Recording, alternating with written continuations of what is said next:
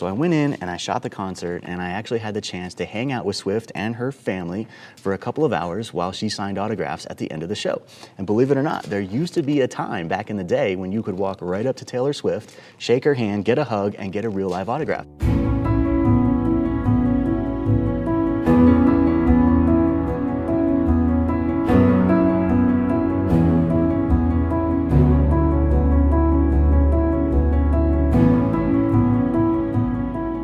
All right, friends, welcome back. We have a special episode in store for you today. We're gonna dip back into the history archives and find some never before seen pictures of none other than Taylor Swift. Nowadays, Swift is pretty much the biggest musical act in the world. She has millions of adoring fans, and her latest concert series is set to bring in something insane like more than $1 billion. So she is easily one of the most famous entertainers in the entire world. But before all of the backup dancers and the lights and the jumbotrons and the massive stadiums, Swift was really just a kid with a guitar. And that's when I met her back in 2007. She was just getting started, and I was pretty much just getting started in my photography career as well. So here I am, a 27-year-old kid with a 70 to 200 millimeter telephoto Generation 1 lens, and along comes this young talent getting ready to play at a college music festival. And so I thought, hey, this is gonna be a great opportunity. Let's see what we got. So I went in and I shot the concert, and I actually had the chance to hang out with Swift and her family for a couple of hours while she signed autographs at the end of the show. And believe it or not, there used to be a time back in the day when you could walk right up to Taylor Swift, shake her hand, get a hug, and get a real live autograph. Because when she first started, she actually made it a point to sign every single autograph from every single fan of every single concert that she did. Now, that's not really something that she can do these days because she plays entire concert stadiums, and it would be pretty much impossible for her to sign all of those autographs. But back in the day, believe it or not, there was a time that you could meet Taylor Swift. All right, so without further delay, let's get a look at some of these images. Like I said, they've never really been seen before. I published them in a tiny little publication many years ago when they first came out, and they've just sort of sat in the computer archives ever since. So starting off, we have a really nice image of Swift just playing guitar on stage. And she was very enthusiastic. She loved that guitar. She hammered away at it the entire concert, never put it down the whole time. And these days, I think you might be hard-pressed to see her using a guitar for one of her performances. I think that's kind of changed a little bit, because keep in mind, when she first started off, she was a country music singer. Not a pop star, not a hip hop, not any of the stuff that she does these days. So times were very different when the kid first started out. As you can see, she's got, the first thing that you notice is the hair, is this just giant bushy lion's mane of blonde curls that go everywhere.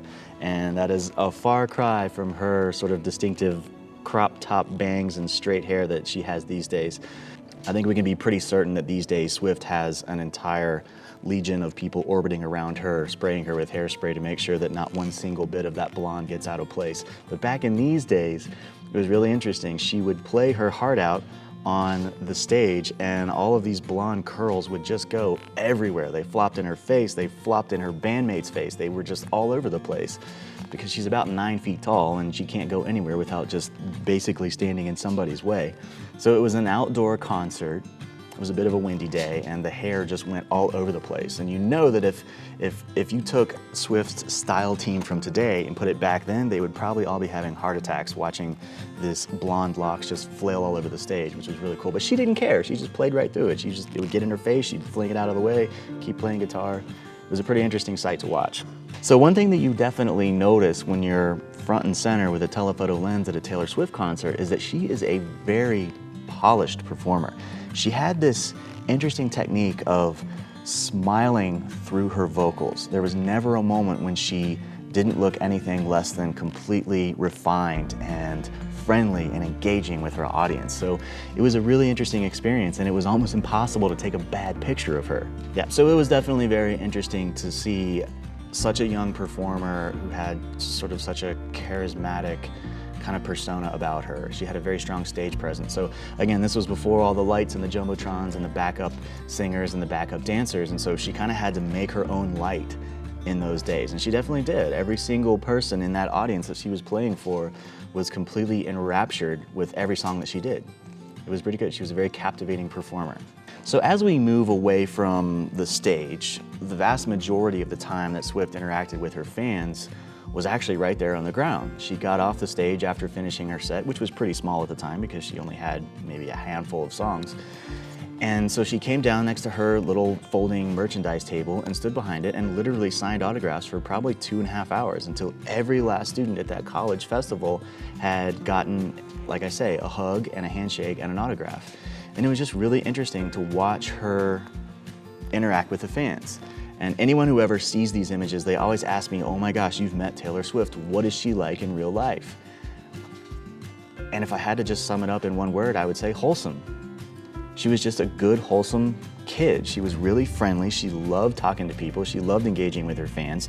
She had endless patience for people who were there to see her, which I thought was really refreshing, considering how, you think of your average rock star today and they just don't have time for anything and they just are so selfish and ridiculous. But Swift was actually very caring and very giving. She gave 100% of herself and her time and her capacity to those fans. And I think here we are all these years later, she's the biggest megastar in the world, and she has hand cultivated most of those fans, many of them in person, I can only imagine. So if you look at Swift now, then you say this is what happens when you carefully cultivate a legion of fans, and she genuinely liked these people. She spent time talking to every kid who came up and had questions, and she was very gracious and very thankful for every person who was there. And again, I found that to be really refreshing.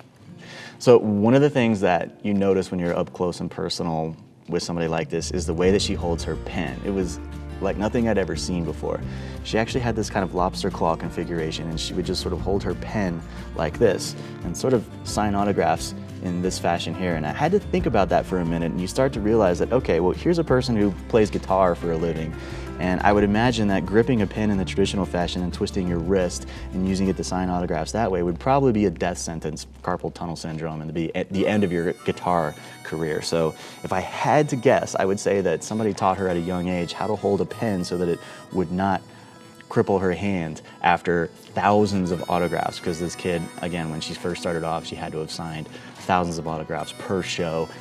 Multiply that by the amount of shows that she's doing, it's probably going to take a toll on your guitar hand. So that was one thing that was a little bit interesting. So a lot of people ask, did you have to Photoshop her skin? And of all the things that you could ask about Taylor Swift, that's a bit specific, but the answer is no, actually. She had very, very, very good skin. I didn't really have to do hardly anything at all. She was very put together on site, and I mean, you could tell she's the type of person who really took good care of herself, so there wasn't a whole lot of photo manipulation going on with regard to shopping out things in her skin. So there was very little post-production that really had to go into these images in order to get them to look, pretty polished, I would say. So here we have a shot of a little girl wearing a cowboy hat, and you can see Swift's autograph right on top of the cowboy hat. And that was another kind of interesting thing. A lot of the kids, they showed up at the beginning of the concert and they didn't realize that they were going to become Taylor Swift fans. So a lot of the folks were probably there being like, oh, I've never heard of this person, let's watch this show. And then by the end, she had everybody eaten out of her hands. And so the line to get autographs was really long. And if you go to a concert and you're not really expecting to bring your sort of fan regalia that you can get signed, you don't have anything for the artist to sign. And so I saw Swift sign like probably 40 pairs of blue jeans that day. I mean, the girls, guys, they would come up and be like, I don't have anything for you to sign. She'd be like, all right, well. And so they would just stick out their knee and Swift would sign their blue jeans right above the knee.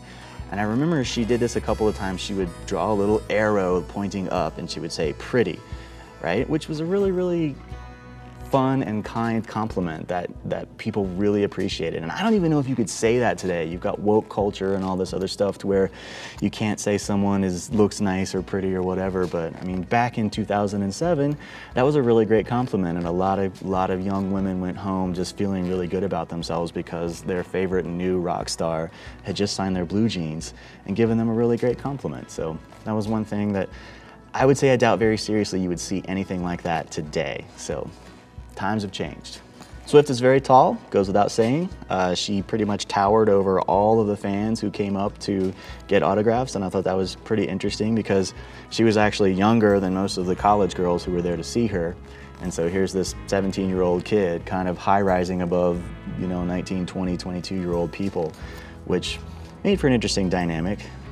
And the other thing that you notice is that people who did know who Swift was, they wanted to come up and make a lasting impression. It's like, I'm gonna bring something up to the autograph table that will make me stand out amongst all these other thousands of people who are getting their autographs. And I remember, I'll never forget this, and I wonder if Swift remembers this. If I ever had a chance to meet her again, I would ask her, do you remember the person who brought the bunny up to the autograph table? Because this one gal showed up with this tiny little bunny, and it just fit right in your hands, and Swift literally just like lit up like a Christmas tree. She's like, oh my God, it's the cutest thing ever. And so this thing eventually just gets right into her hands, and I have like a once in a lifetime shot of Taylor Swift holding this tiny little bunny at her concert venue while she's signing autographs for her fans. And so the bunny was kind of the end of the saga for this little Taylor Swift concert. And I think that whoever you are, person who brought the bunny, good on you. And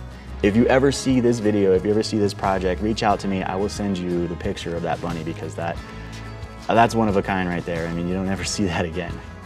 All right, so in retrospective, Swift was a really great performer. I mean, she was really, really easy to photograph. You couldn't aim your camera up on that stage and get a bad picture. She just exuded this charisma, and she exuded this sort of friendship that she projected out to the entire crowd, and it really showed. And she carried that through all the way to every last autograph that she signed at the end of the show. So it's easy for me to see why she is such a popular performer today. If she has taken half of that wholesome goodness with her and gives her fan base that much energy to this day, which I'm sure she does, then it's easy to see why she's the biggest rock star on the planet. And I certainly wish her the best, and I hope she'll continue to go on and positively affect many more people from now and into the future. All right, friends, that's gonna do it for this episode. Short and sweet, took a little trip down memory lane in the old photography portfolio. If you have any cool rock star pictures or Taylor Swift stories that you wanna share, please be sure to leave them in the comments below. I would love to hear from you. Furthermore, be sure to like and subscribe to this channel. We got a lot of cool new stuff coming up, and I don't want you to miss out. That's gonna do it for now. We'll see you in the next lesson.